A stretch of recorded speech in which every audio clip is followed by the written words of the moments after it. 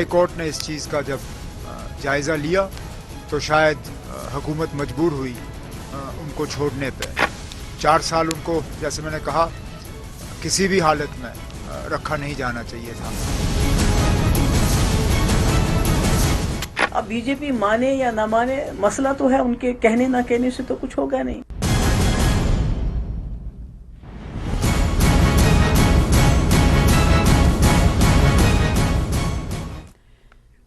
नमस्कार, स्वागत है आपका। आप देख रहे हैं जेके लिस्ट प्राइम टाइम। मैं हूं आपके साथ सना वारिस। आज हुर्रियत कॉन्फ्रेंस के चेयरमैन मीरवाइज मौलवी उमर फारूक को जुमे का खुतबा देने की अनुमति दी गई। 4 वर्षों के लंबे अंतराल के बाद उन्हें श्रीनगर के नौहट्टा की ऐतिहासिक जामा मस्जिद में नमाज अदा करने की इजाजत मिली। इस मौके पर समर्थकों की भारी भीड़ दिखाई दी। मौलवी उमर फारूक ने इस मौके पर जज्बाती भी बयानात दिए और जज्बात में डूबे हुए नजर आए। अपने खुतबे के दौरान उन्होंने कहा कि हमें मसले कश्मीर को लेकर समाधान की बात करनी होगी। साथ ही उन्होंने कहा कि हम हमेशा चाहते हैं कि कश्मीरी पंडित भाई वापस लौट आएं। मीरवाइज उमर फारूक साल 2019 में अनुच्छेद 370 हटने के बाद से नजरबंद किए गए थे। मीरवाइज को मिली अनुमति का ज्यादातर विपक्षी दलों ने स्वागत किया है। वहीं बीजेपी ने भी इसका स्वागत करते हुए कहा है कि वो पार्टियां जो ये कहती थी कि जम्मू कश्मीर में नॉर्मलसी नहीं लौटी है, नॉर्मलसी नहीं आई है, तो ये उसको क्या कहेंगे इस कदम को। जैसा कि केंद्र सरकार की तरफ से कहा जाता रहा है कि पर्यटकों की तादाद बढ़ी है और लाल चौक जो कि ऐतिहासिक माना जाता है, वहां पर मुल्क का तिरंगा झंडा लहराया जाना और साथ ही साथ पत्थरबाजी ना के बराबर होना, तो ये अच्छे दिन नहीं या फिर नॉर्मलसी लौटना नहीं कहेंगे तो फिर क्या कहेंगे। आज इसी सवालों के साथ कई खास मेहमानों के साथ करेंगे चर्चा। बने रहिए हमारे साथ।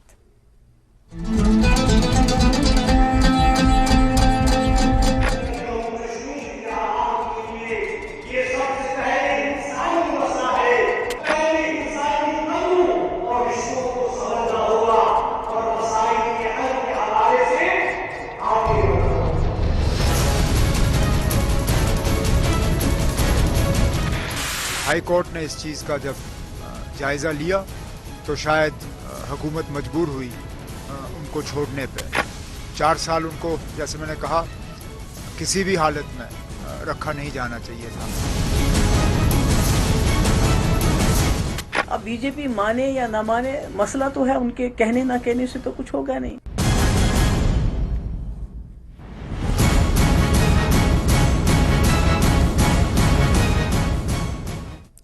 तो इस कदम का, प्रशासन के इस कदम का विपक्षी दलों की तरफ से स्वागत किया गया है और साथ ही साथ कई सवालात भी खड़े किए गए हैं। तो बीजेपी का ये कहना है कि एक के बाद एक माहौल में बेहतरी आना और एक के बाद एक कदम को उठाया जाना, क्या इसे सामान्य हालत या फिर नॉर्मलसी नहीं कहेंगे तो फिर क्या कहेंगे। कई खास मेहमान हमारे साथ जुड़ रहे हैं, करेंगे चर्चा उनके साथ। हमारे साथ अभिजीत जसरोटिया साहब हैं, स्पोक्स पर्सन हैं भारतीय जनता पार्टी के। आपका स्वागत करते हैं। हमारे साथ जुड़ने के लिए फारूक रेंजू शाह साहब हमें ज्वाइन कर रहे हैं, सोशल एक्टिविस्ट हैं, आपका इस्तकबाल करते हैं। इसके अलावा एक और खास मेहमान हमारे दरमियान मौजूद हैं, एडवोकेट मुजफ्फर इकबाल खान साहब, सीनियर लीडर हैं आप नेशनल कॉन्फ्रेंस के, आपका भी स्वागत करते हैं। और एक और खास मेहमान हमारे साथ, आपसे कुछ देर बाद होगी, इरफान हफीज लोन साहब जो कि लीगल एक्सपर्ट हैं। सबसे पहले मैं चाहूंगी कि फारूक रेंजू शाह साहब, क्योंकि आप सोशल एक्टिविस्ट हैं, समाज के तानेबानों को अपने नजरिए से देखते हैं, आज का जो प्रशासन का कदम था मीरवाइज उमर फारूक को जामा मस्जिद में खुतबा देने की इजाजत देने को आप किस तरह से देखते हैं। और जो विपक्षी दलों की तरफ से कहा जा रहा है कि मजबूरन ये कदम उठाना पड़ा है प्रशासन को, क्योंकि जब अदालत का दरवाजा खटखटाया गया उसके बाद उन्हें मजबूरी के तौर पर यह फैसला लेना पड़ा। तो वहीं दूसरी तरफ बीजेपी का और केंद्र सरकार का सीधे तौर पर इस पर यह कहना है कि एक के बाद एक बेहतर तरीके से फैसले लिए जा रहे हैं। वो कहीं ना कहीं इस तरफ निशानदेही कर रहे हैं कि हालात बेहतर होते हुए कश्मीर में दिखाई दे रहे हैं। सोशल एक्टिविस्ट के तौर पर आप क्या मानते हैं? मैं ये पॉइंट तो बहुत ही क्लियर अंदाज में मानता हूं कि ये बेहतर हालात जो है कश्मीर में और दिन ब दिन बहुत बेहतरीन से बेहतरीन होते जा रहे हैं। G20 बड़ा सक्सेसफुली हुआ, तो लोगों का जो रुझान पहले से था, लेकिन जो वायलेंट फोर्सेस थे उनकी वजह से यहाँ पे डिस्टर्बेंसेस थी, वो बिल्कुल उसका ग्राफ बिल्कुल जीरो हो गया। अब कोई आज वो ISIS के परचम नहीं उठे उसी जामिया में नमाज जुमा के बाद। तो एक it is element of success, but at the same time एक मामूली पिक्चर ने इसका सारा हुलिया ही बिगाड़ दिया। जो एम्यूनिशन मिला, जो महबूबा जी ने या नेशनल का या दूसरे लोगों को एक नेचुरली हर एक को, ये इवन पाकिस्तान को भी एम्यूनिशन मिला, जो बीजेपी के एक सीनियर लीडर वक्फ के चीफ ने एक फोटो रिलीज किया कि इसको रिलीज करने से पहले मैं उसके घर गई और उसके बाद उसको रिलीज किया गया और फोटो दिखाया। तो उससे एक तो अननेसेसरली ये तासुर हो गया कि ये बराबर 4 साल तो बंद थे, तो गवर्नमेंट ही झूठ बोलती थी। नंबर सेकंड, उस फोटो ने तबाही, जैसे बुरहान के वक्त डेड बॉडी के फोटो ने एक तालका सा मचाया, इससे एक तालका मचाया। और अभी मीरवाइज ने आपके साथ जब मैं बात कर रहा हूं, अभी मैं देख रहा था सोशल मीडिया, उसने कहा था तो ये फोटो तो फेक है, ये तो 1 साल पहले की फोटो है, जब ईदगाह में जो वहां जो जिसको ये मार्टियर्स ग्रेवयार्ड ये बोलते हैं, जो उन्होंने लिखा है मार्टियर्स ग्रेवयार्ड अपने में, उसके लिए कैंसर हॉस्पिटल की तजवीज लेके आई थी। तो इसका मतलब है ये मशवरा लिया जाता था, वो न सिर्फ आजाद थे बल्कि मशवरा भी लिया जाता था। तो अगर ये मशवरे के तौर पर 1 साल पहले, तो इसको आज प्रशासन को ये फोटो रिलीज करने की कोई जरूरत नहीं थी। ये एक बहुत बड़ी, जिस तरह बुरहान वानी के वक्त डेड बॉडी की फोटो रिलीज की गई जिसमें सारे लोग कंफ्यूज हो गए और अचानक लावा जैसा फटा, तो इसने एक एम्यूनिशन दिया, जो फिर नेशनल कॉन्फ्रेंस ने भी कहा देखो जी ये फोटो कातलों का फोटो है जी, एक तरफ कातिल है, एक तरफ मकतूल है, और दूसरी तरह इसने महबूबा जी ने भी बहुत जबरदस्त एक एडवर्स कमेंट कहे, लेकिन वो भूल गई महबूबा जी कि ये हालात कभी थे नहीं जब उसके वक्त जुमा नमाज होती थी और जब नेशनल कॉन्फ्रेंस के वक्त जुमा नमाज होती थी फ्राइडे प्रेयर्स, तो ISIS के ब्लैक झंडे जिसपे उन्होंने कहा कि ये बच्चे हैं, इनको ये झंडे लेकिन वो गन लेके बंदूकें लेकर जामा मस्जिद पे, इवन एक दफा तो पोडियम को भी उन्होंने तोड़ा था और पोडियम के ऊपर चढ़े थे। ये तारीख है, मैं जो बोल रहा हूं वो तारीख का हिस्सा है। तो आज एक तरफ से अगर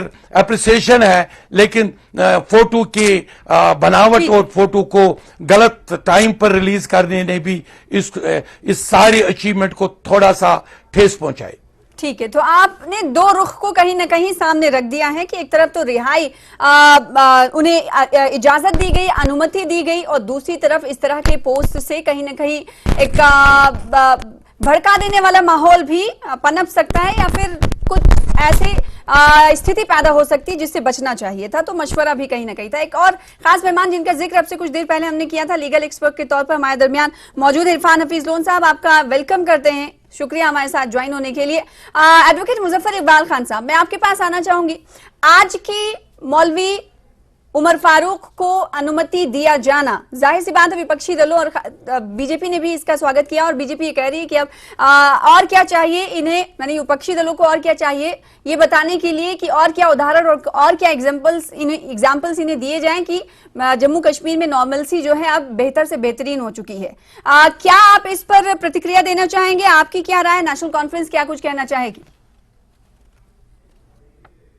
बारे में तो मैं डिसएग्री करता हूं कि भाई इसको आप नॉर्मलसी नहीं कह सकते हैं।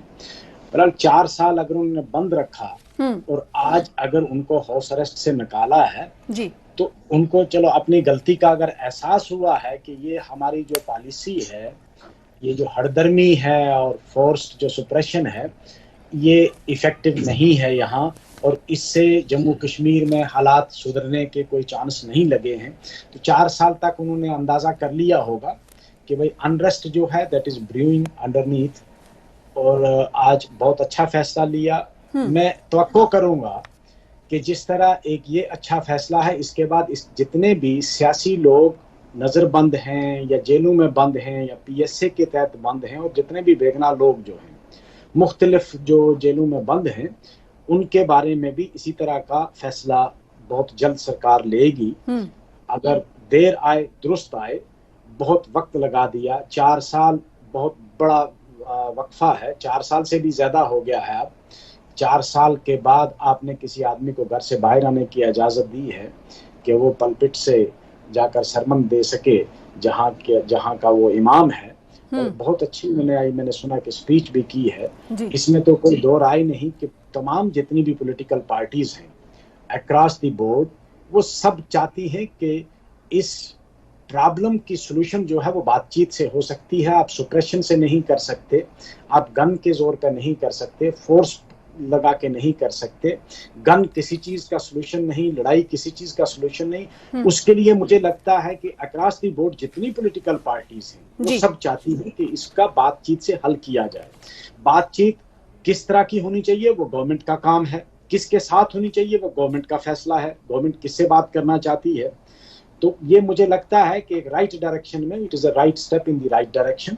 हम इसकी सराहना करते हैं, बहुत अच्छा कदम उठाया सरकार ने, और हम तवक्को करते हैं कि इस तरह के इक़दाम जो हैं वो मजीद लिए जाएंगे गवर्नमेंट लेवल। ठीक है, तो सराहना सभी लोगों की तरफ से स्वागत किया जा रहा है कमोबेश।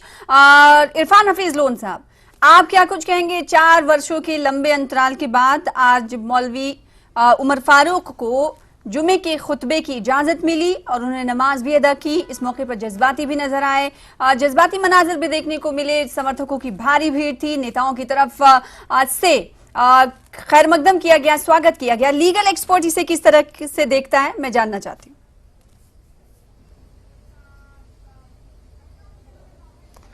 देखिए सना जी, मैं यही कहूंगा कि जो freedom of speech, expression, right to life and liberty जो है, ये रूह है संविधान का। ये वाकई ही एक लोकतंत्र में इसकी बहुत अहमियत है। और आप देखेंगे कॉन्स्टिट्यूशन में कहा गया, ये जो है ये बेसिक स्ट्रक्चर है, रूह है हमारे कॉन्स्टिट्यूशन का। और हम उम्मीद करते हैं कि हर किसी को ये राइट जो है फराहम किया जाए, किसी को भी इन ब्रेजन वायलेशन ये वायलेट ना हो। तो हमारा हम ये इसका हर कोई शख्स जब एक इतना राइट टू लाइफ जो है ये एक इनएलिनेबल राइट है, तो हम हर कोई जब भी ऐसा कोई डिसीजन किसी को ये राइट फराहम किया जाता, अगर उसे छीना गया था तो हमें उसका खैर मकदम करना चाहिए। और उसके साथ साथ हम ये कहना चाहेंगे, आज हमारे अभिजीत जी यहां पर है, बीजेपी के स्पोक्स पर्सन, हम इनसे बताना चाहेंगे कि जो भाजपा की सरकार केंद्र में है और जो यहां का प्रशासन था, उनका यह कहना था कि जो ये मीरवाइज साहब है ये बिल्कुल बंद नहीं है, ये is a free man, free person. तो हम उनसे पूछना चाहेंगे, आज सारे लोग मुबारक दे रहे हैं, आज हमारी मोहतरमा बहन डॉक्टर दरख्शां इंद्राबी जी वहां मुबारक के लिए चली गई।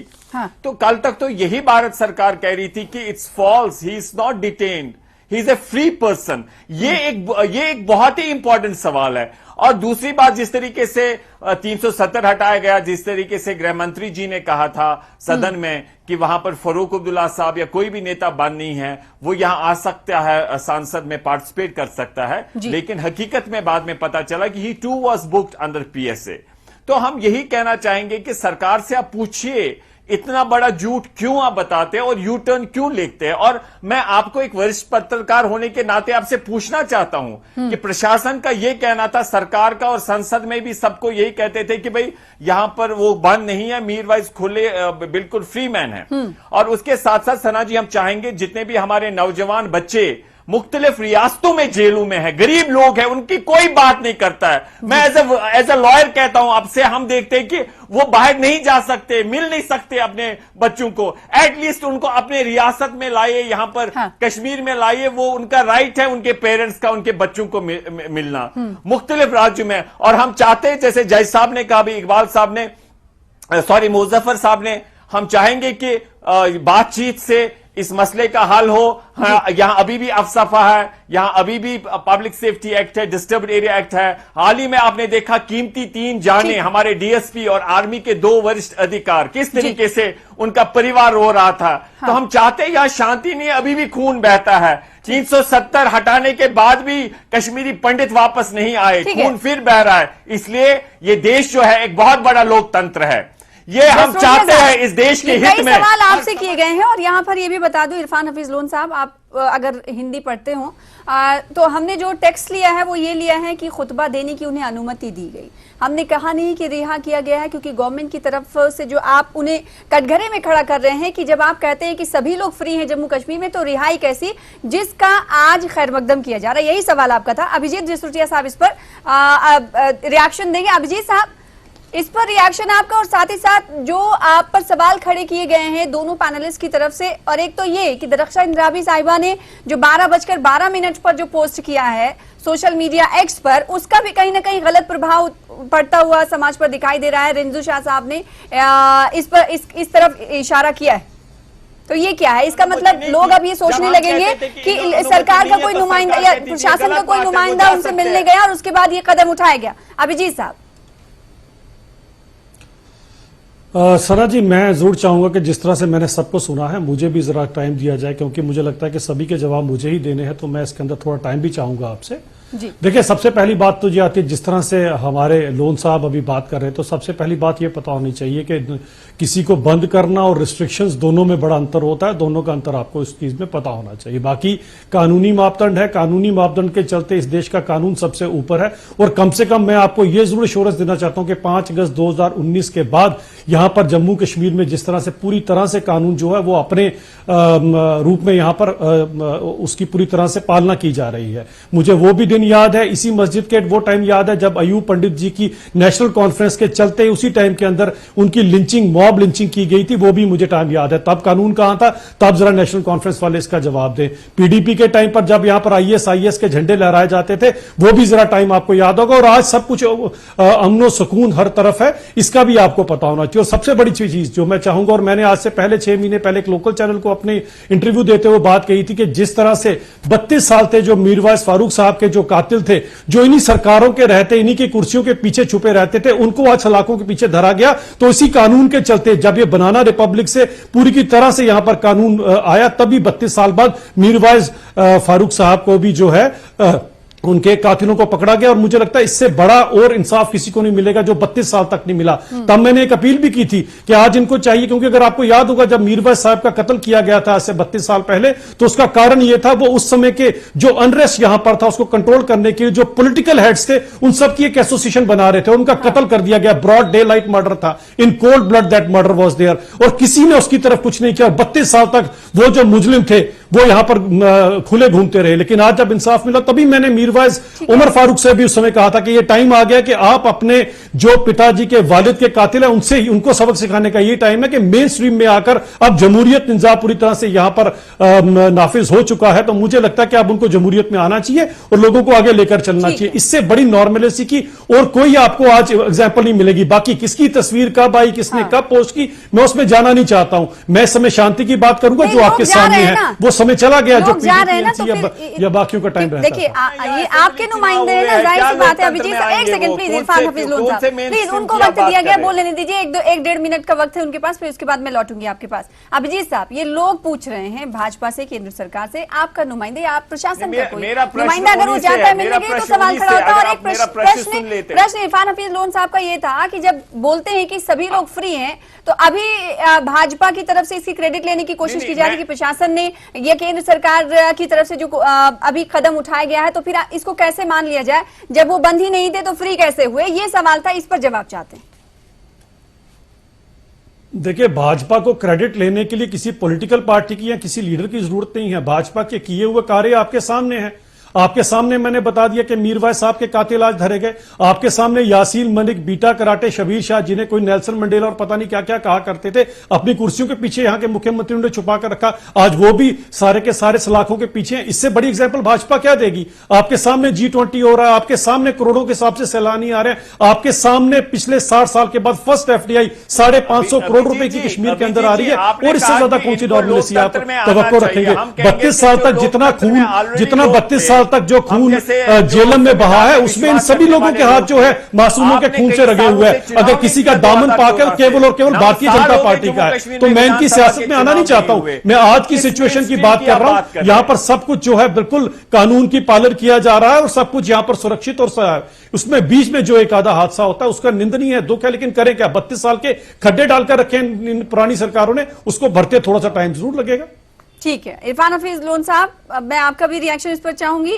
और पिछली सरकारों का जिक्र किया तो मुजफ्फर इकबाल खान साहब, एनसी की भी सरकार जम्मू कश्मीर में रही है, पिछली सरकारों ने जो गड्ढे बनाए थे उसे भरने में वक्त लगेगा, भारतीय जनता पार्टी का ये कहना है। मुजफ्फर सर की ऑडियो दीजिए प्लीज। अगर भारतीय जनता पार्टी जी ये समझती है कि यहाँ डिक्टेटरशिप करके बाहर के लोग यहाँ बैठा के रिमोट कंट्रोल से दिल्ली से बैठकर हुकूमत कर कर गड्ढे भरे जा सकते हैं, तो वो गलतफहमी में है। अगर उनको लगता है कि लोग इससे बहुत खुश हैं, यहाँ बहुत अमीर और तरक्की हो गई है, यहाँ बिल्कुल अमन हो गया है, तो इलेक्शन करवाओ। इलेक्शन क्यों नहीं करवाते हो? दो आप दोनों तरफ से, अब you are blowing hot and cold in the same breath. एक तरफ तो आप कहते हैं बिल्कुल सब कुछ ठीक ठाक है, लोग बहुत खुश हैं। पिछले दिनों सुना था जी 80% लोग जो हैं वो चाहते हैं कि यही डिस्पेंसेशन रहनी चाहिए। तो पूरे मुल्क में आप फिर सबको यूटी बना दो, यूनियन ऑफ यूटी कर दो, और सबको क्या करो कि लेफ्टिनेंट गवर्नर अपने अपने बैठा दो मर्जी के, और वही हुकूमत करेंगे। क्या ये जमहूरियत मानी जा सकती है कि जम्मू कश्मीर में जमहूरियत है जो पिछले 6 साल हो गए, 5.5 साल हो गए आपको? मई 2018 में यहाँ गवर्नर राज लगाया था आपने, और उसके बाद आज अगस्त सितंबर खत्म होने वाला है 2020। इरफान हफीज लोन साहब, इतना लंबा दौर डायरेक्ट डिक्टेटरशिप का हमने ये कह रहे हैं कि जो पहले का जो माहौल था, जो माहौल जम्मू कश्मीर में क्रिएट था, उस माहौल से निकालने में उन्हें वक्त लगेगा, तो वो गड्ढे पाट रहे हैं अभी कह रहे। सना जी ये इरफान साहब, मुझे नहीं लगता एक सेकंड, मुजफ्फर साहब आपका वक्त कंप्लीट हुआ। सना जी देखिए सना जी, मैं आपसे यही कहना चाहता हूं कि अभी बीजेपी के जो हमारे प्रवक्ता है वो ये कह रहे थे अभिजीत जी कि यहाँ पर जो लोग मेन स्ट्रीम से बाहर है उनको आना चाहिए मेन स्ट्रीम में। लेकिन मैं इनसे पूछना चाहता हूं कि जो ऑलरेडी पहले से लोग हैं, 2014 में आपने यहाँ के इस जनरेशन ने जो आज 18, 19, 20 साल के, उन्होंने कभी चुनाव देखे ही नहीं है क्या होते हैं विधानसभा के चुनाव। पिछले चुनाव 2014 में हुए। वी आर इन 2023, अंदाजा करिए आप। और ये दावत देते हैं कि आप लोकतंत्र में आइए, इन लोगों को हम बताते हैं। आप यहाँ पर 9 साल से 10 साल चले मैं जवाब देता हूँ। ठीक है, ये कहना है मजबूरी तौर पर अभिजीत साहब कि लोकतंत्र का माहौल तो क्रिएट करिए, जो लोकतांत्रिक मूल्यों को जो मानते हैं उन्हें फॉलो करने का मौका आप नहीं दे रहे हैं। क्रिएट नहीं, इन्होंने देखे ना अभिजीत साहब जी।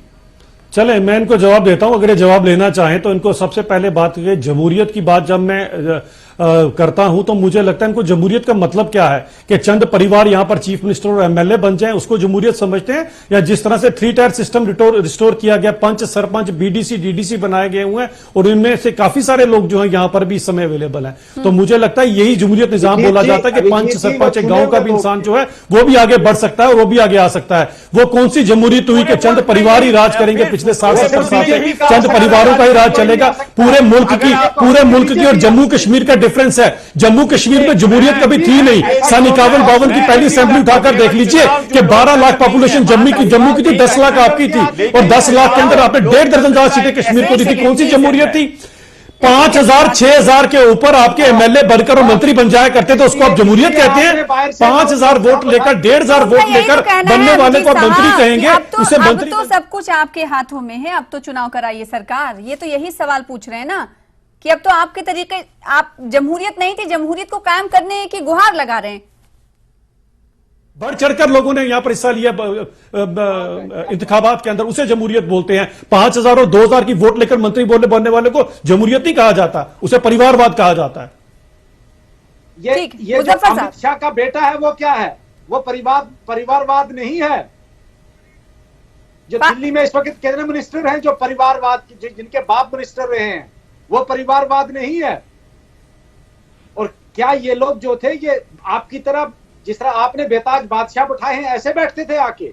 इलेक्शन लड़के बने, चीफ मिनिस्टर बने तो इलेक्शन लड़के बने, एमएलए ने कौन सा मंत्रालय, कौन से एमएलए, कौन से मेंबर पार्लियामेंट कहां बन गए, कौन सी राज्यसभा लोकसभा संभाली है, कहां लोगों के प्रतिनिधित्व की जगह खाई है, मुझे जरा उसका जवाब दे दीजिए। कहां लोगों के प्रतिनिधि की जगह खाई है? कोई एमपी बन गए, कोई एमएलए बन गए, कोई मंत्रालय संभाल लिया? इरफान हफीज लोन साहब और रिंजू शाह साहब, आपसे मेरा ये सवाल है, आप दोनों से। मैं चाहती हूँ इरफान साहब आप इस सवाल का जवाब दीजिएगा। लोकतांत्रिक प्रक्रिया को शुरू करने की बार बार बात होती है, एक बार फिर से आपने कहा कि सरकार आखिर क्यों चुनाव नहीं करा रही, तो क्या ये माना जाए कि जम्मू कश्मीर में अगर विधानसभा चुनाव हो जाते हैं जल्द से जल्द, तो क्या ये माना जाएगा, जैसा कि बीजेपी कह रही है कि लोकतांत्रिक स्ट्रीम में इन लोगों को आने की जरूरत है, तो क्या ये माना जाए कि जम्मू कश्मीर में वो तमाम चीजें जो अभी रुकी पड़ी हुई वो सब कुछ आ जाएंगी एक इलेक्शन होने से?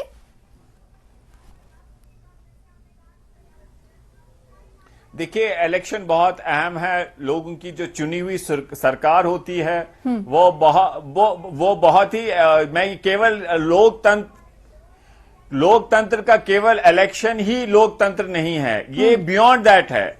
लोकतंत्र का बहुत वसी मान्य है, लेकिन हम समझते हैं इलेक्शन भी इसका एक एसेंशियल हिस्सा है, इंग्रेडिएंट है। लेकिन हम चाहेंगे कि यहां पर इलेक्शन ही, आप ऐसे प्रोजेक्ट ना करें जैसे हर समस्या का समाधान इलेक्शन है। इलेक्शन होनी चाहिए, लोगों की सरकार होनी चाहिए, लेकिन हम चाहते हैं उसके साथ साथ जो जम्मू कश्मीर में वाजपेयी जी ने कहा था, इंसानियत, जमहूरियत, कश्मीरियत में हर हम समस्या, कश्मीर समस्या का भी हल करेंगे। जिस तरीके से हमने शिमला एग्रीमेंट में देखा है, ठीक है, उसमें बात चली है कि हर समस्या का हल बातचीत से किया जाएगा। इलेक्शन की गुहार लगाना और इलेक्शन ना होना जम्मू कश्मीर में, क्या तमाम मसले का हल है? देखिए, एक बात है कि जो टायर सिस्टम है, डेमोक्रेसी है, वोट डालना, चाहे आप म्युनिसिपल इलेक्शन, लोकल बॉडीज, आप पंचायत, सरपंच, ये यहाँ पे भी बैठे हैं जो 5 और सरपंच भी है, तो अच्छी बात है, आने चाहिए। लेकिन मैं आपको वेरी क्लियर बताऊं, अगर असेंबली का इलेक्शन होना है, it will be unconstitutional, constitution के खिलाफ होगा, पार्लियामेंट के खिलाफ होगा, अनलेस आप 25 सीटें गिलगित बल्तिस्तान और जो हमारे ऑक्युपाइड है, जिन्होंने एक्सीड किया है इंडिया के साथ, उन सबको मिलाकर फिल न किया जाए। अदरवाइज आप यूएनओ को देते हैं, आप एंटी नेशनल फोर्सेस को एम्यूनिशन देते हैं कि वो पार्ट हमारा है ही नहीं, इसको भरना चाहिए। और दूसरा, इलेक्शन शुड ये हाईजैक नहीं होना चाहिए बाय माफिया, पॉलिटिकल माफिया। ये इलेक्शन डिजिटल होना चाहिए। और आप क्लस्टर से, ये जो पोलिंग बूथ है, ये टेरर बूथ है, ये इन्होंने परचेज किए होते हैं, ये फ्रेंचाइजी पे चलते हैं, ये ठेकेदार चलाते हैं, ठेकेदारों को मालूम होता है। आपका मजबूत तौर पर यह कहना है कि लोकतांत्रिक प्रक्रिया को अगर दोबारा शुरू करना है जम्मू कश्मीर में, तो उसे शफाफियत के साथ शुरू करना होगा, वरना इसका कोई माने नहीं है। बहुत शुक्रिया अदा करना चाहेंगे, वक्त की कमी है। फारूक रिंजू शाह साहब, आपकी बात कंप्लीट नहीं हो पाई, माफी के साथ आपका शुक्रिया। इरफान हफीज लोन साहब, आपका भी शुक्रिया। अभिजीत जसरोटिया साहब, आपका भी शुक्रिया। मुजफ्फर इकबाल खान साहब, आपका भी बहुत शुक्रिया हमारे साथ जुड़ने के लिए। फिलहाल इसी के साथ मुझे दीजिए इजाजत। लगातार देखते रहिए न्यूज़ 18 JKLH। नमस्कार।